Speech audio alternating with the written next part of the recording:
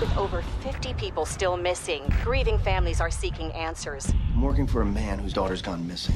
She's all I have. Find her. Was she alive? Last time I saw her. I've got 48 hours before she's dead. You're gonna find this guy, you gotta start at the beginning. You better be prepared. Bring everything you got. Because if he catches you, he's gonna make you wish you were dead. Early on, my father used to collect stamps. And he was really into it. Okay, all right. I mean, he had like multiple desks filled with organized by like letters of the country and dates and all sorts of stuff. A system I didn't understand at all. I mean, to look at it was kind of baffling. Like, what in the world kind of strange arithmetic does he have going on in his head to work all this out? But he knew where everything was. He had book after book organized. I could care less about stamps, personally. No, you couldn't care less. I couldn't care less. Thank you. Thank you, teacher. But, yeah, I had to admire the man for his dedication to his art, to the amount of work he put into it. I kind of feel that way about the collector. Are you sure? Because I used to collect action figures until there came a point when I went, wow, this is a colossal waste of time and money. Yeah. Yeah, well, sure. and I could use this space to breathe. Well, I mean, all right, so there is something to be said, though, for the admiration of someone who has dedication to whatever their chosen interest is. And certainly, this guy who we know only as The Collector, originally from the movie The Collector in 2009, and now in this follow-up film, The Collection, that he is most certainly dedicated to his art form. Hey, man, you got to give him that. Yeah, to the extent that... You might not like the art itself, but you have to admire his dedication. Wherever he's from, it had money. Because this guy has a fucking death castle. Yes, yes. It's something that I think only the co-host 3000 could be jealous of. Yeah. I mean, he does it up right. And unlike Jigsaw, who has what I think is a pretty weak motive for what he's doing. Yeah. It's one of the things that ruins the Saw series for me. Yeah.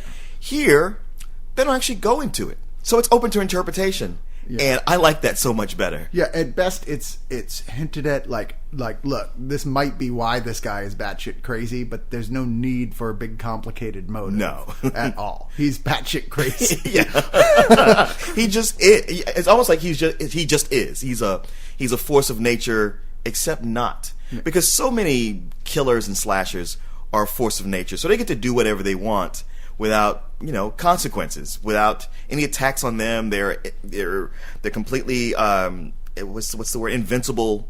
It's almost like you can't fight them. Not so much here. Yeah. Well, yeah, because you actually get to... I mean, it's one of those things that I thought that, like, the Scream movies kind of did first with that idea of, like, they can bleed, they can be hurt. Yeah. People can fight back, and it's more interesting in some ways that way. It is. A lot more interesting if it's just this unstoppable juggernaut and nothing you do is going to make any difference, Yeah. I mean, then I just kind of tune out after a while. You do. It's like a kill sequence will start, and you sort of watch it clinically just to see, okay, how's the kill going to come down? Yeah.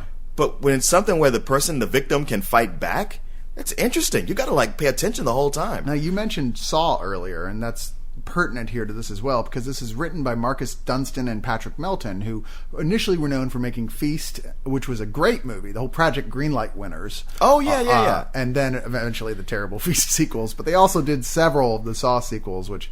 I'm not a fan of the Saw movies. Right. And the original movie here, The Collector, was intended, or at least looked at when they first started writing it, as being a prequel movie for it. But they turned away from that. Now, the story there, of course, followed a guy, Josh Stewart, who plays Arkin, who was a thief who was breaking into this house, to rob it, and he starts coming across all these traps and finds the family members all bound up, and he's like, what the fuck is going on here? I think I broke into the wrong house. And he finds that he can't even get out of the house because the whole thing has been wired with death traps. Yeah. And he just picked an unfortunate time to rob this house because this killer, the Collector, is in there, where his MO is that he goes to places, he kills everyone but one person, and then he takes that one person with him. He collects them. Yes. At the end of that movie, we saw basically Arkin thought he got away, and then he didn't. It got thrown into a big trunk by the Collector and taken away to parts unknown, until this movie, The Collection, where we see, after a brief introduction with a new character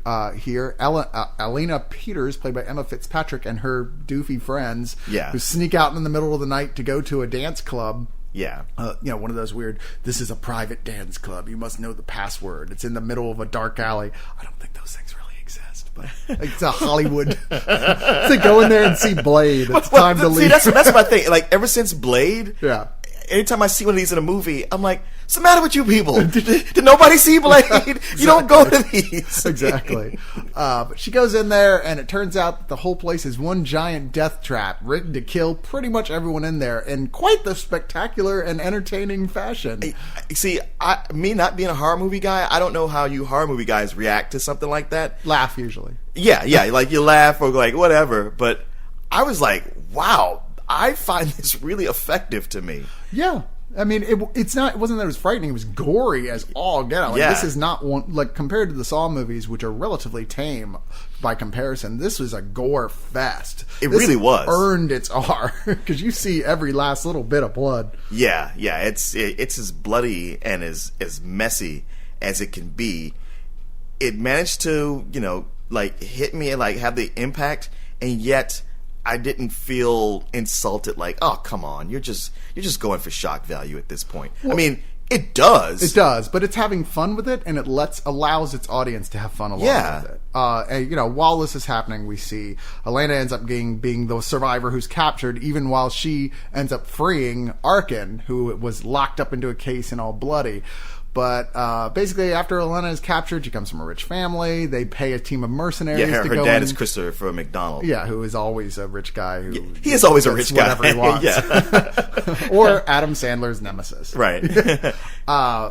This team of mercenaries, with the help of Arkin, finds the castle that Elena is stored in.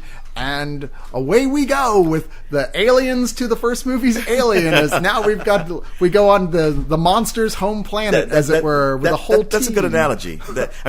I never saw the first Collector, so I don't really have anything to compare it to. I know Corey hated it so much. He talked to me about it in such a way to where I was like, oh, well, really? I don't want to see that. I got no interest in that. I was one of those, I'd never even heard anything about it. They sent it to me direct on DVD, and I was like, what the hell? It's a slow week. I'll watch this lame-looking horror movie. Maybe there'll be something. And I was like, oh my God, that was really good. Well, I went into this like it just... Not expecting much. Yeah, not expecting much at all. And I was surprised at what a good time I had watching it, and I thought it was like hitting on everything. Yeah, it did have that it could be over the top. It had a sense of humor. I like the characters. The team of mercenaries, which is normally, it's pretty rare that you care anything about those guys. I mean, it helps that the lead mercenary is Lee Turgensen from Oz. Yeah, because I always want to see that guy do more stuff. Yeah, sad. I thought for sure that guy was going to go more decisive places. Shouldn't he be running a Law and Order by now, at least? Yeah, right. And that would happen. Like Barry CSI? Levinson takes care of all these people and makes sure that if they aren't on one show, they get to go over to another one. Exactly. But just the fact that just the hints at the history that him and Christopher McDonald have, I'm like, that's a good detail to make me care about what happens to this guy and his team. I mean, like, you have some members on his team who seem like they're not all that smart. They get taken out right away, and it just gets to focus on the ones that you do like. And really, even Josh Stewart. Josh Stewart is one of those actors who I never really care for because he's got that weird face, like he's about to cry all the time. Yeah. But I was rooting for him in this. It's the character. Yeah, Josh Stewart, Arkin. In the first movie, they really make you like him because as much as he is a creep, kind of a creep and an anti-hero, he is really good at spotting the traps, and he's very smart. Oh, yeah. He's very smart. If you want to find this guy, you got to start at the beginning. We threw him in that red trunk.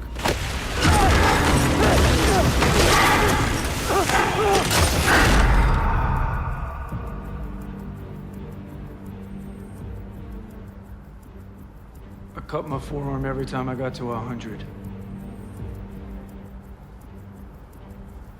When we turned right or left, I made distinct cuts. Drive 5 miles under the speed limit. Stop fully at every stop sign. Don't gun the engine through the yellows. Follow my instructions, I'll take you right to where he took me. So he finds out how to often trick the other guy and turn his own traps back around on him. So it's kind of why you root for him. Yeah, he's a man of mixed things. But like, there's a great moment in here where like Lee Turgeson, as the mercenary leader, is going to leave behind one of his people, and it's Arkin who says, "What are you, crazy? She came. You brought her in. You can't abandon her." Because there is that part of him that still holds on to this moral core despite all the other shady parts. Well, I think that was also fueled by him going like, you don't understand what's going to happen. Yeah. You cannot leave a human being behind for this. Yeah. No matter who it is. And it's, I mean, as much as in the first movie, the death traps are all like set up inside of somebody else's house. I mean, there's like, bear traps and that sort of thing. Here, it's this guy's, it's an old abandoned hotel. It's his castle, and it is set up like something out of a Vincent Price movie almost. I mean, just super elaborate stuff everywhere, all kinds of rigged things. Really, really creepy museum-like areas where he's stitched together bodies into impossible insect-like sculptures. That's something else I liked about it, was that it had that extra factor of believability.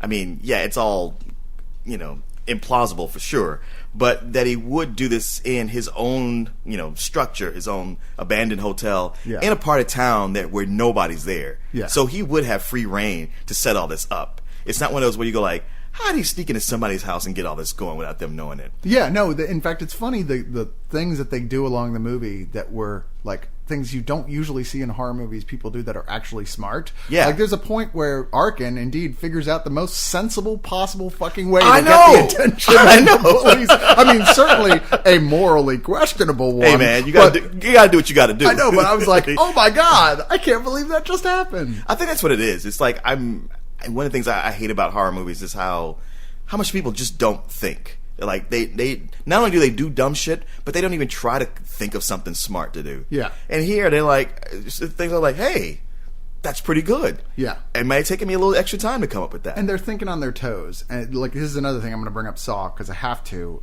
in this case. Because in Saw, everyone is going to compare it to Saw without having seen it, and you shouldn't. That's unfortunate. The difference is in Saw, here's the trap. Here's what it's going to do. Let's watch for the next 15 minutes while this person does or doesn't figure out how to get out of it. Right. Here, you've got people having to think on their toes, no warning at all about the traps ahead of time. They just happen when people get killed in them. Yeah. And it's a lot more interesting to me. There's still really elaborate, awesome traps, but like, they come out of nowhere. There are huge, shock when somebody gets killed. Now, lest I seem too glowing about this movie, there's a lot of stuff in this that's just dumb. I mean, a lot. But, I mean, it's so over the top. It is implausible that this guy could have this castle that's this full of death traps like this. Where did he get the guy's this batshit insane? Where did he get the money from to do all this stuff in the first place? From his SSI payment for being insane. It's the government subsidies. That's what happens when you have a Democrat in the White House. I was going to say, if that's true, we should have voted for the Republicans. This guy has millions to blow. Or, like Wile E. Coyote, maybe he has an Acme credit card. That's you true. Think about that? That's true. It could be that. Yeah, I mean, none of this is likely. I mean, Yeah. it feels silly to talk about like, no, you really could do this. It's like, No, I mean, it's not. somebody would have done it likely. already. It's not like it, but for the purposes of the movie, you can largely, if you choose to, you can buy into it because it doesn't go outside of its own mythology for ridiculousness. It was nothing to the point where it distracted me enough to go, oh, come on. Which, as you point out, what Saw did all over the place. Because I remember the trailer for the first Saw movie. I thought that's awesome, but then to watch it play out, the way it was dragged out and the awful dialogue and the dumb situations, and then it's enough time to start thinking about it. It's like, wait, when could he have even done this? This doesn't make any sense. Well, it's moved along in a way that keeps that from happening. And this is one scene where the collector comes out of the fog with lights behind him and German shepherds, and he's standing like a superhero, and it's like, I don't know if that fits with anything, but it looks so awesome. There are some memorable cinematography sequences in here, just images that are striking. That you're like, oh my god. It's a very colorful movie, to be sure. It is. More so than just blood red. I think that was something else I liked about it, too. Yeah, there's a lot of stuff like that going on. I think, if anything, it's that if I have a real problem, it's just some of the acting is pretty weak. In fact, the actors look kind of unmotivated a lot of the time. Like, they're like, what are we doing here?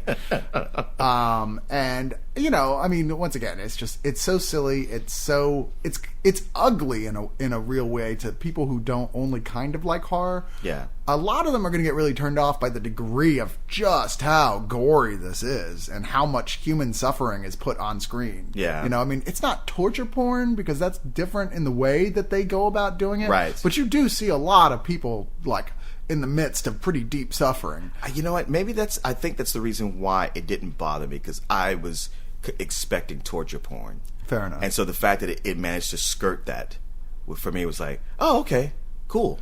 But it's certainly, this is the film that makes me feel that this could really be the beginning of an interesting new horror franchise.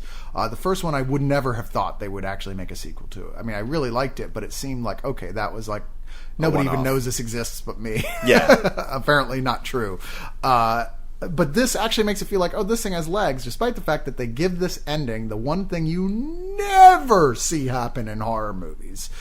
And might very well, I mean, there's no way there's not going to be a sequel. This made a wide theatrical release. Well. So, you know, I'd be shocked if there wasn't one. So what would you give it? You know, as much as I like the things in a horror movie way, there's a lot of stuff I also, like I said, even the ugliness affected me, where there was points like, okay, I really don't need to see you breaking this guy's arm until the bone pops out through the skin. Stuff like that I know as a horror movie fan I should go, cool, but I reacted like, oh God, I'm going to be sick. I don't want to see that. And like I said, the acting at point put me off to where I was just laughing when I should have been scared.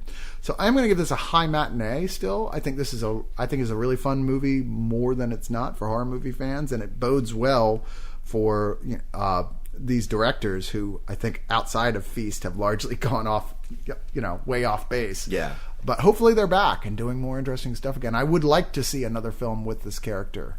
I'm happy to hear you talk about how you felt about the bone popping out scene. Not because I felt the same way, probably the opposite. But I so often with the horror movies, these things are implied, and everybody cheers them on like, yay! And with that, I was like, good. I want people who cheer these things on to actually see a real consequence to it, and to be disturbed, because that's about time. But yeah, it's been a few months since I saw it, but I remember coming out feeling very positive about it. Like, this is one I could see again. It's weird to have a year where there was 2 horror movies that I really, really liked.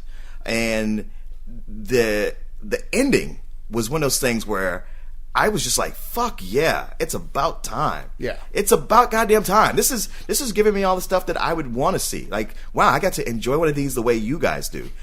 Even though I think I liked it probably just a little bit better than you, I still would say it's a high matinee, a very high matinee. I mean, it's hard to go quite full price just because of the type of movie it is. But yeah, it's so close to being a full price for me. Once again, I gotta hand it to the guy, though. I mean, like, he doesn't do anything halfway. True. I mean, sure, he's completely insane. Yo, absolutely. But wow, what a sense of organization he has. I mean, the guy's like, and quite the talented artist. If you do say so yourself. If I do, well, you know, they're not going to use this against me in court, are they?